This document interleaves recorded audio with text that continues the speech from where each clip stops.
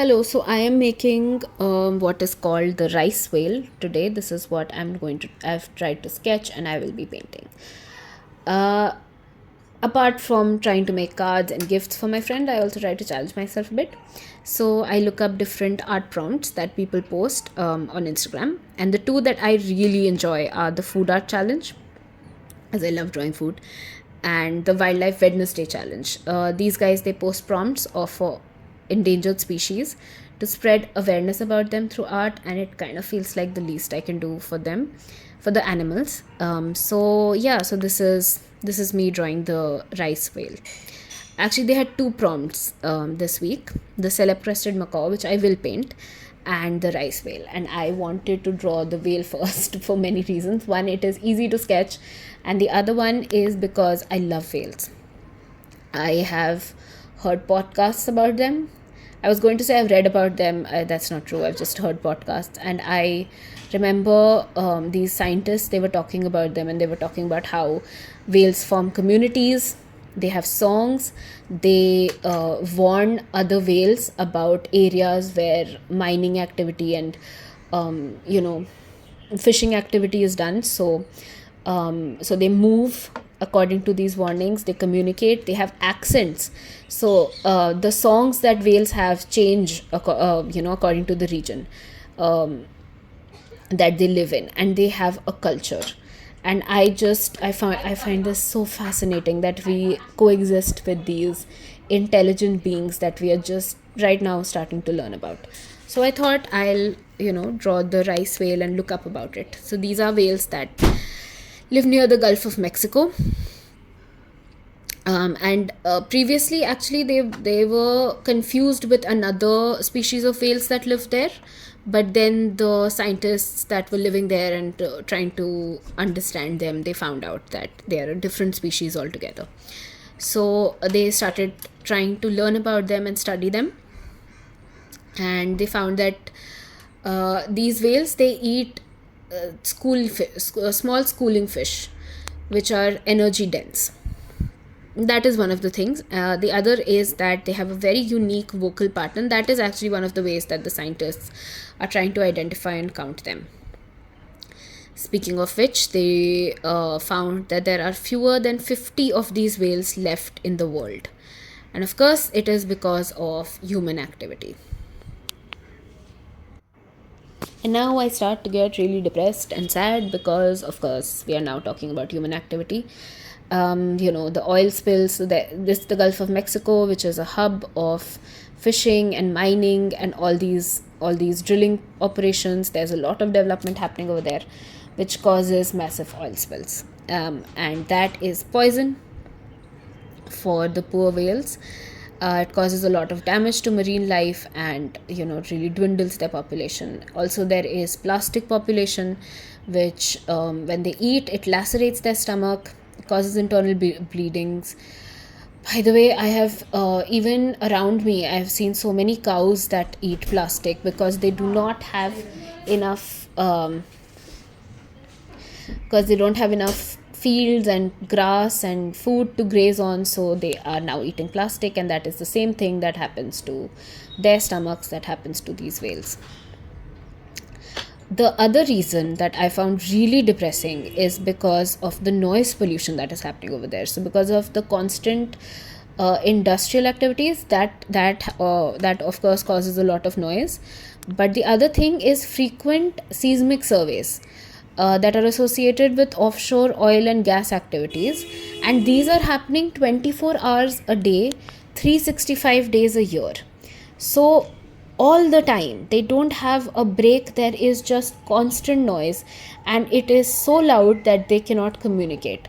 So now I'm just imagining, staying with my sister and with my friends, that I am not able to warn them that there is a car coming or something, and they collide with it, which is what happens also with these whales.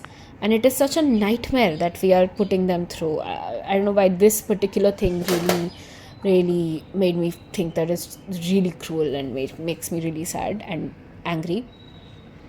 I mean, constant noise has been shown in human beings that it causes humans to go mad, to have hallucinations. They try to end their lives. It's just cruel.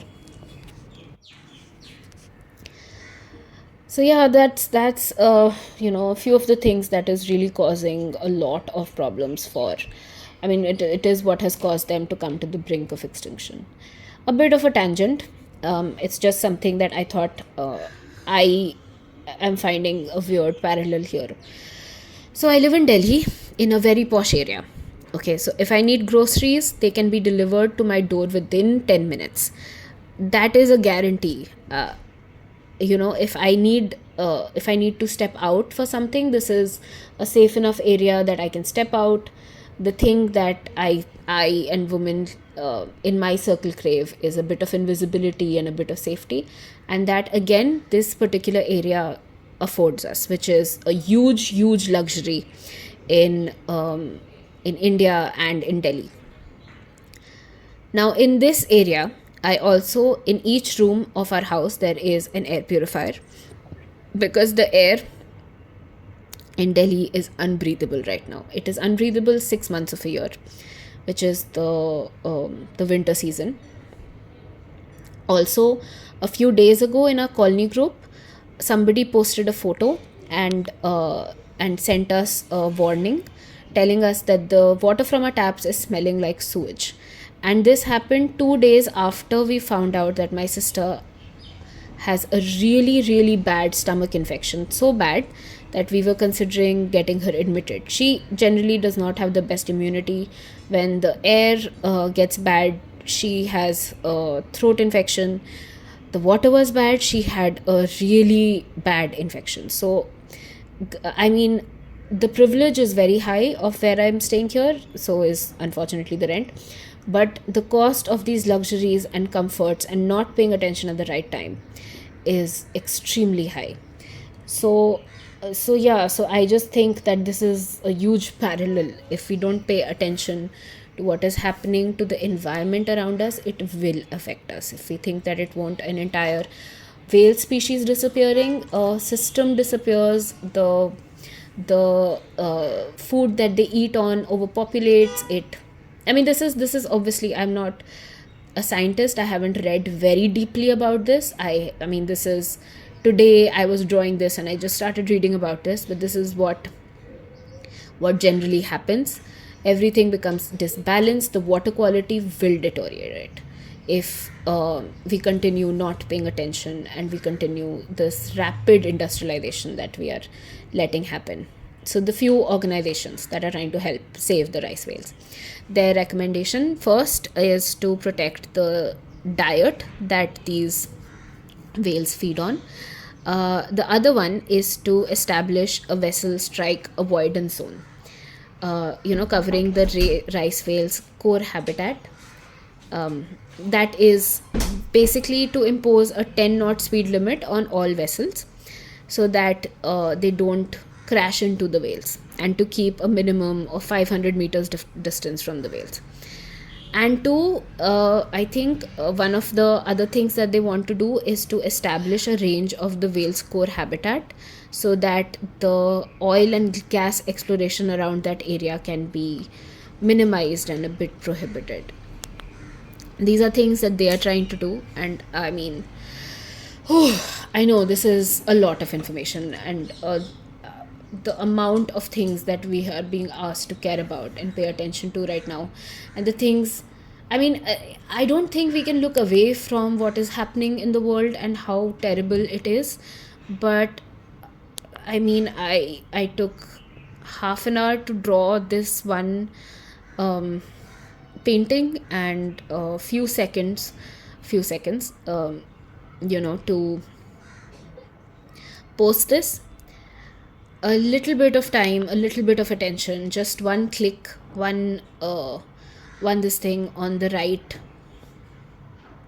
organization's websites, and see what we can do. I think that is just what I will be doing, and I really hope that I've hopefully convinced one other person to try and do this.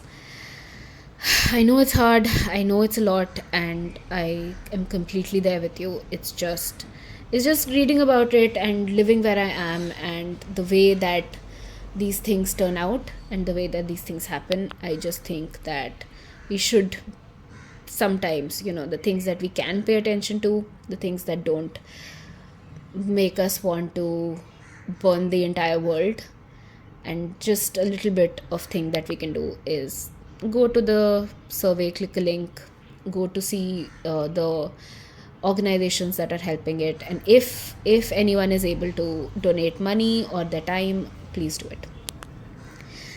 All right, I'm sorry for this huge information dump and trying to be all preachy about it. That's not what I had intended. But I do hope that I was able to convince one person to try to do something about it. All right, all the best, everyone. Let's hopefully survive this, and maybe help one rice whale survive us.